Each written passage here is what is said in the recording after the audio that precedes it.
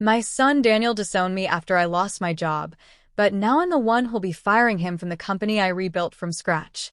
At 54, after 30 years as an office manager at a logistics firm in Ohio, I got called into the conference room one Tuesday morning. The boss handed me a thin envelope, his face blank as paper. "Restructuring," he said, like it was just business. No sorry, no thanks for the decades I'd given. Steady work through single motherhood after my husband walked out, raising Daniel on scraps and shifts. I drove home numb, tears blurring the road, thinking my son would hug me tight, say we'd figure it out together. He was 28 now, with a fancy job, the boy I'd sacrificed everything for, college tuition for my overtime, his first car co-signed with my name. But when I walked through our door, envelope clutched like a bad report card, Daniel showed up an hour later. I thought he'd comfort me. Instead, his next words cut deeper than the layoff. "Mom, you're on your own now. I can't carry dead weight." Just before you continue to watch, Feminine Revenge would like you to subscribe to this channel and like this video. It would encourage us to keep this streak of thrilling revenge stories for you to watch. Alright, back to the story. Daniel didn't even let me sit down before unloading, his arms crossed like a wall between us. "Mom, I love you, but with you out of work, things change. I can't support you anymore." I laughed at first, thinking it was a bad joke, my hand shaking as I set the layoff papers on the table. But the disgust in his eyes made me realize he wasn't kidding. My own son saw me as a burden now that my paycheck was gone. "You've got savings, right?" "Figure it out," he said, shrugging like it was easy.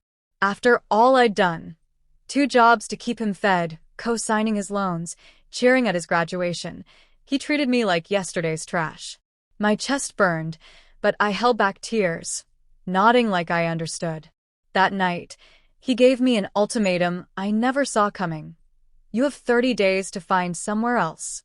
I need space for my life. My girlfriend's moving in soon."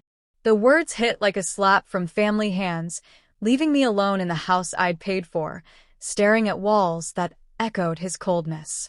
It wasn't just arrogance that pushed me to my breaking point. It was the way Brandon stopped visiting unless he wanted money or favors, treating me like a bank that never closed. Last month, he showed up with that charming smile, begging for my savings. "Just $5,000 for an investment, Mom.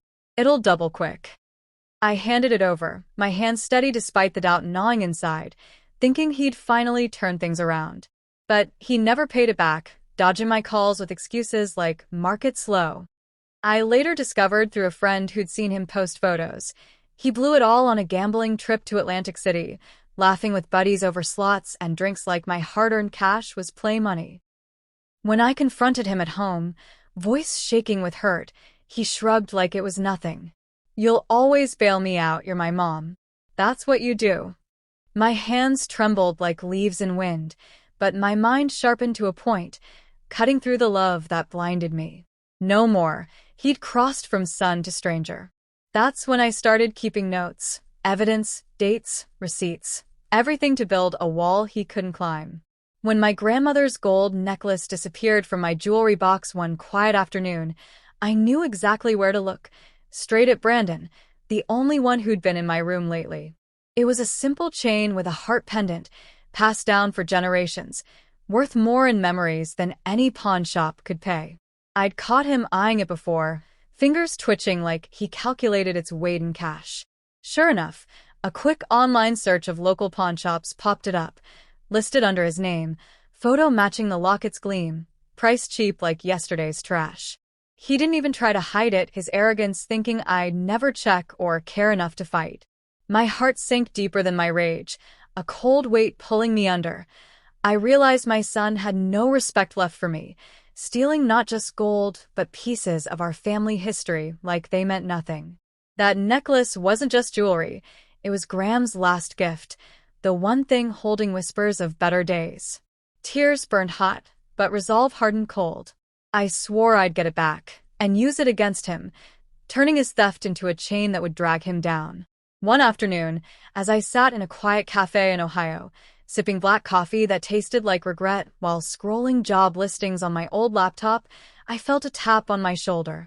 It was Mr. Caldwell, my old supervisor from decades ago at the logistics firm, his face lined but kind, carrying a briefcase like he still ruled the world. "Eleanor? Is that you?" he asked, pulling up a chair without waiting. I spent my mornings job hunting in the library, fingers numb on keyboards, my evenings walking past, help-wanted signs I felt too old to answer, my resume screaming experience no one seemed to want. He was now a director at a fast-growing logistics startup, his tie sharp as his smile. He asked me what I was doing these days, eyes curious over his glasses. I confessed the layoff, the struggle to find work at 54, my voice cracking like dry earth under rain. He studied me for a long moment, leaning in closer, his coffee forgotten. "Eleanor, we've got openings. People like you, real experience, are gold."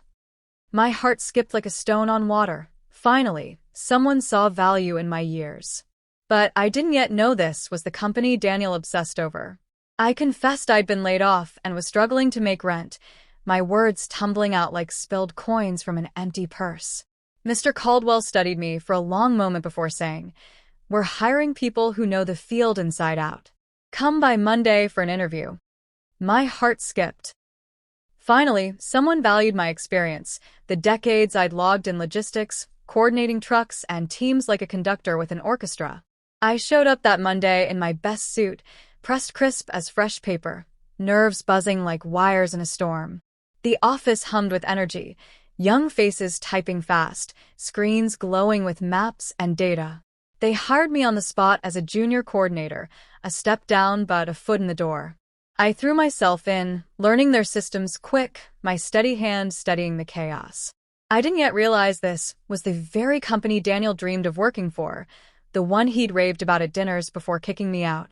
Fate had just placed me on his path, a quiet twist sharper than any knife I'd wielded yet. I threw myself into the new job at the startup like a woman starving for air after drowning, showing up early every day in Ohio's crisp mornings, my old briefcase clutched tight. My years of experience made me indispensable within months. I organized chaotic files into neat systems, spotted errors in shipments that saved thousands, and trained younger staff without a single complaint, my voice steady as they fumbled through software I'd mastered overnight. Management noticed quick, their nods turning to promotions. First to team lead, then coordinator, each bump up the ladder feeling like reclaiming stolen ground. I worked late under fluorescent lights, learning apps and trends that made Daniel's generation tick, rebuilding my life stronger, sharper than the rusted edges he'd left me with. Savings grew again. My apartment felt like home, not a pit stop to nowhere. Slowly, the weight of his disowning lifted, replaced by quiet power. But then I heard Daniel's name whispered in the office hallway during lunch break. That new applicant? Daniel Price. Sounds promising. My coffee cup froze mid-sip, the world tilting like a bad dream waking up. One Friday, as I filed reports in the HR office, the assistant mentioned a flood of new applications piling on her desk like autumn leaves. "We even got one from a Daniel Price," she laughed, sorting resumes with a flick of her wrist. My blood ran cold as ice in veins, the name hitting like a slap from the past. My son had applied to the same company where I was rebuilding my life from the ruins he'd helped create, his resume probably boasting skills I'd paid to teach him. He had no idea I worked here, no calls, no visits since kicking me out.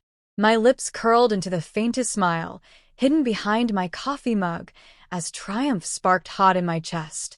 Let him chase his dream job here, under my roof, without knowing. I decided not to tell him. Yet, picturing his face when the truth dropped like a hammer on glass. HR asked my opinion on candidates. I nodded neutral, but inside, plans brewed like storm clouds gathering slow.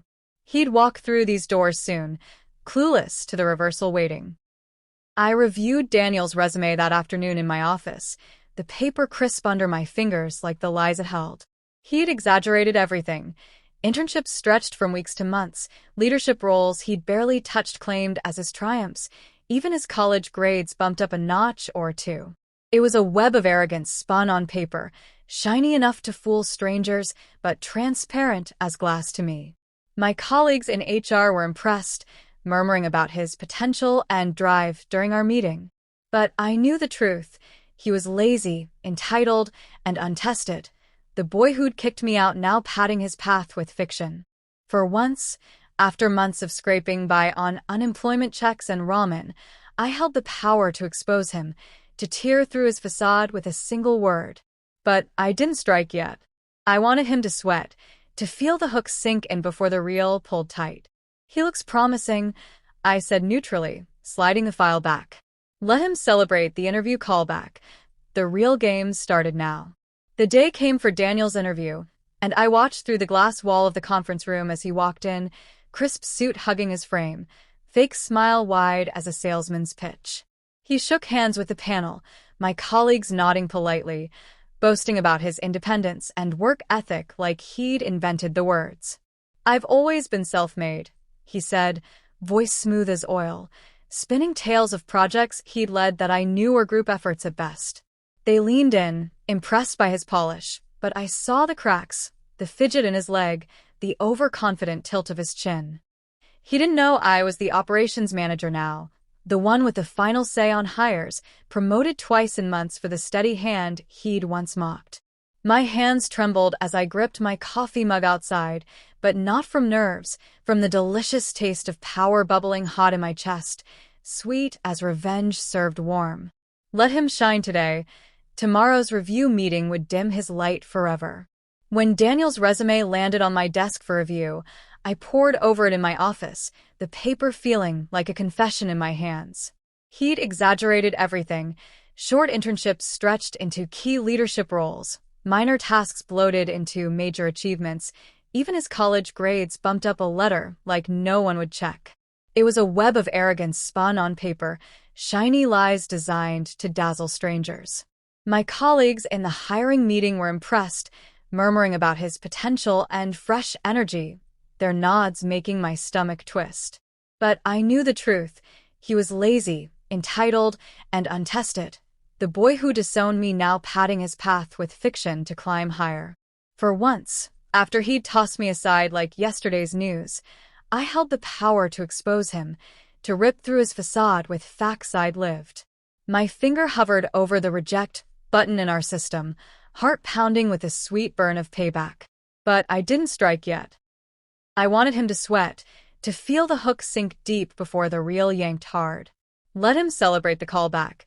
The real pain waited in the wings. Instead of rejecting Daniel outright and watching his smug world crack from afar, I pushed for a probationary hire during the hiring review, my voice casual as I leaned back in my chair. "Let's see how he performs on the ground," I told HR, smiling like it was generous advice. They agreed, thinking I saw raw talent. Really, I wanted him inside the company under my watch like a bug in a jar. I wanted him to feel safe, to strut those halls boasting as always, before I pulled the rug from under him with one swift tug. The game had just begun, pieces moving on a board he'd never see. He started the following Monday, tie sharp, grin wide, clueless that his new boss was the mom he'd discarded. I nodded hello in the lobby, pretending surprise.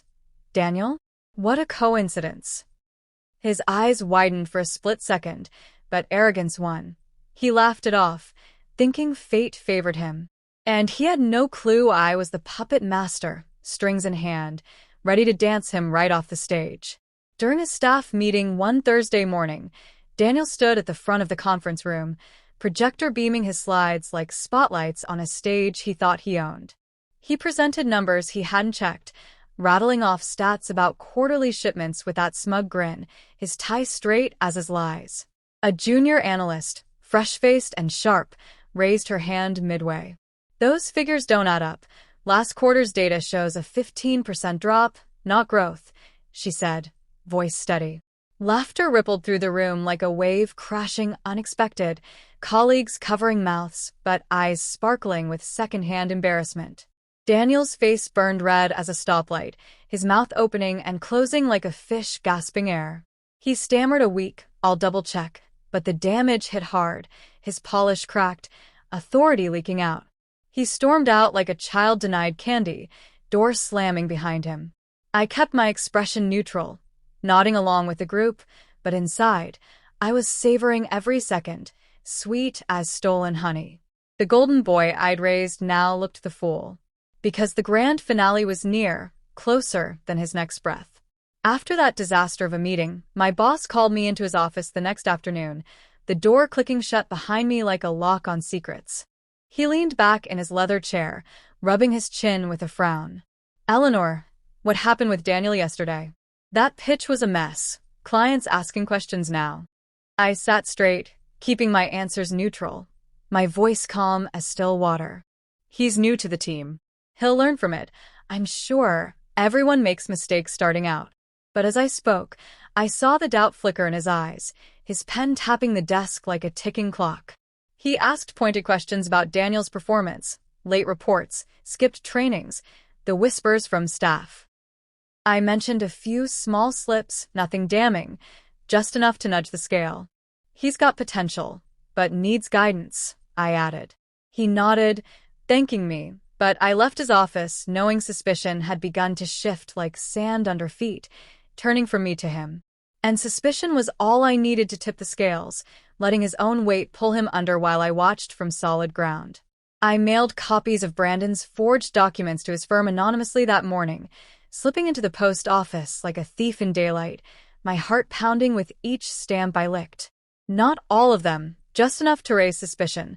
The loan apps with my name scrawled in a sloppy hand, the bank transfers from client accounts to his, labeled fees, that screamed theft.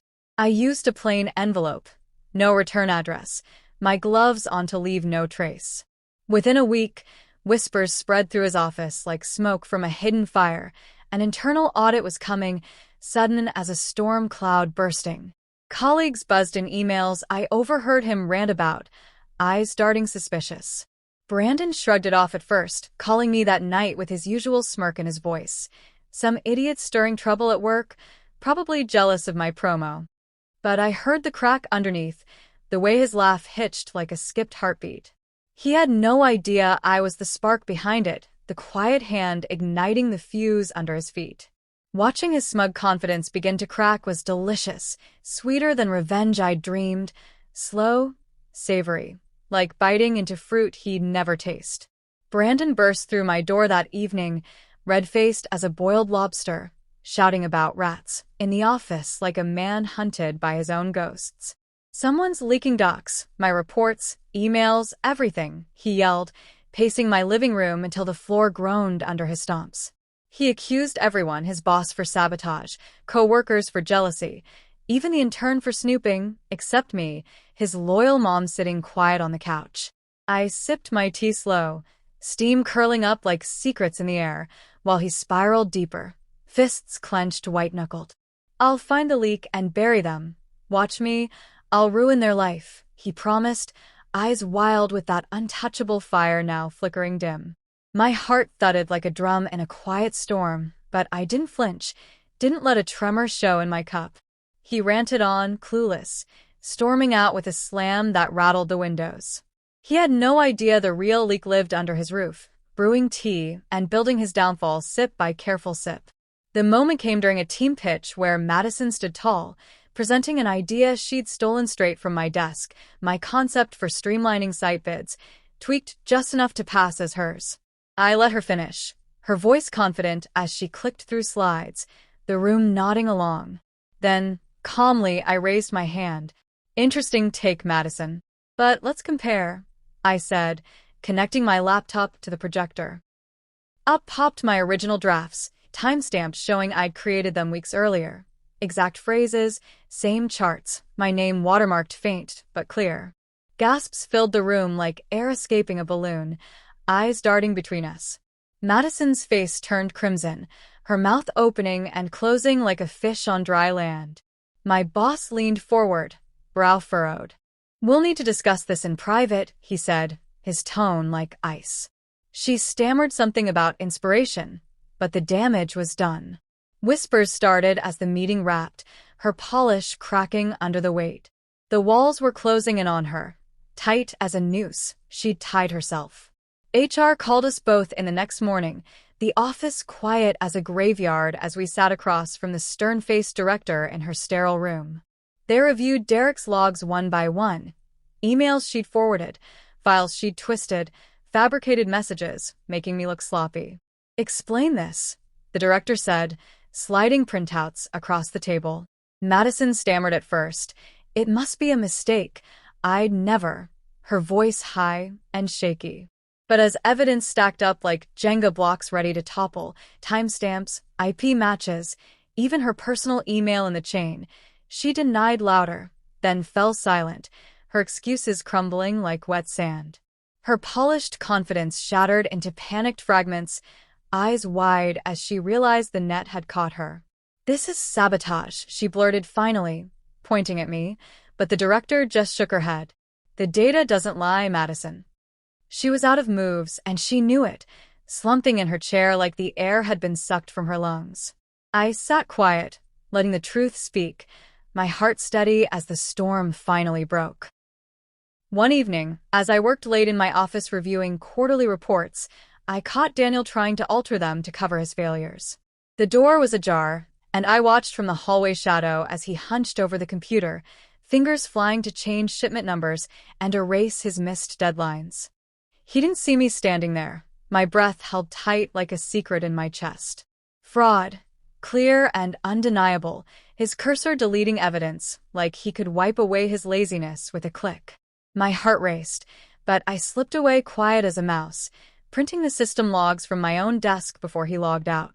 Those pages burned in my hands, timestamps, IP addresses, every keystroke captured like fingerprints on a crime scene. This was the bullet I'd been waiting for, loaded and ready in my growing file of his slips. No more potential excuses from HR. This was fireable, maybe even criminal. I locked them in my drawer, the key turning with a satisfying click. And I planned to fire it in style, at the moment when it had hit him hardest, shattering his untouchable shell like glass under a hammer. Daniel showed up at my apartment one night weeks later, eyes swollen from tears or lack of sleep, his knock soft like a beggar's plea on the door.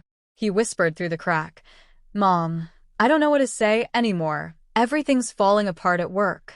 I let him in, watching him slump on the couch like the weight of his mistakes finally crushed him. His girlfriend had left, his friends ghosted, and whispers at the office called him dead weight. He begged for advice, for a loan, for anything to fix this mess. But I sat quiet, sipping tea, letting his words hang heavy in the air.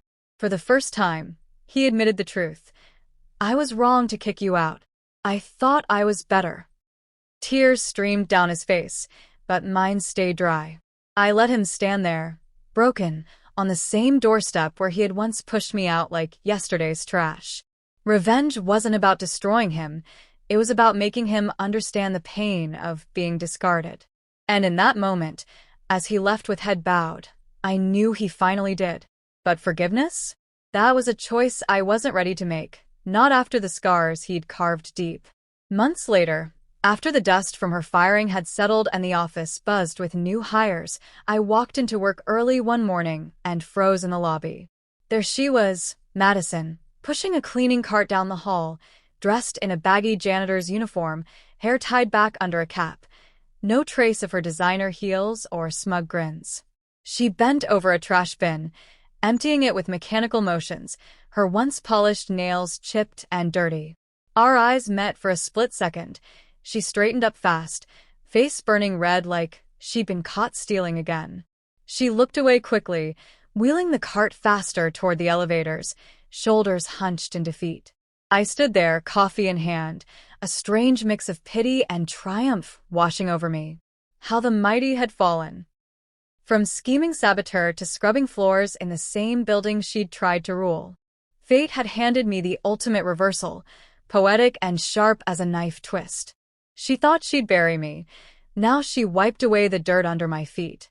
But as she vanished around the corner, I wondered if this was enough, or if more twists waited.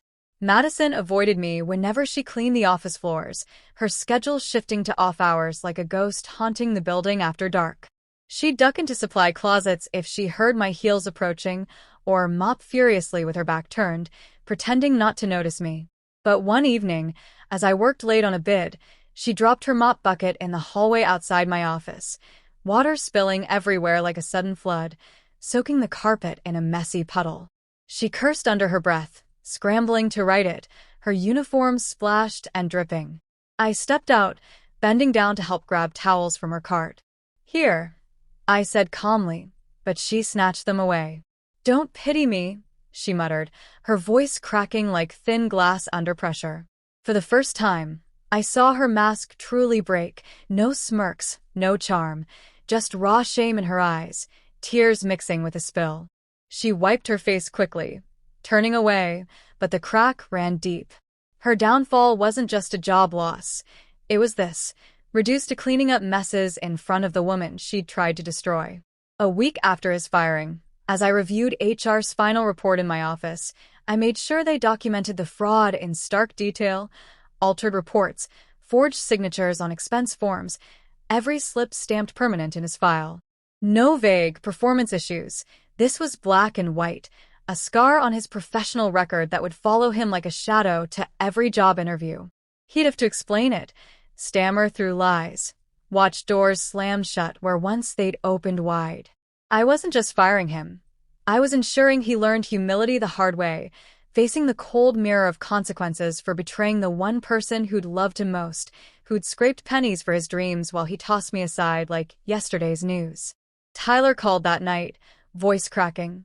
"Mom, he's broken, sleeping on my couch, applying to fast food gigs." I listened quiet, no pity stirring. Let him taste the dirt I'd eaten after he kicked me out. Humility wasn't a gift. It was a hammer forging character from arrogance's ruins. And then came the final twist, a knock at my door from Daniel himself, eyes red, begging for mercy. I wasn't sure I had left.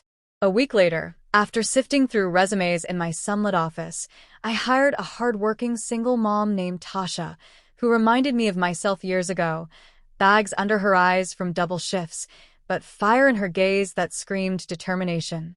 She was grateful for the entry-level spot, hugging the offer letter like a lifeline, humble in ways Daniel never was. "I won't let you down," she promised, and she didn't.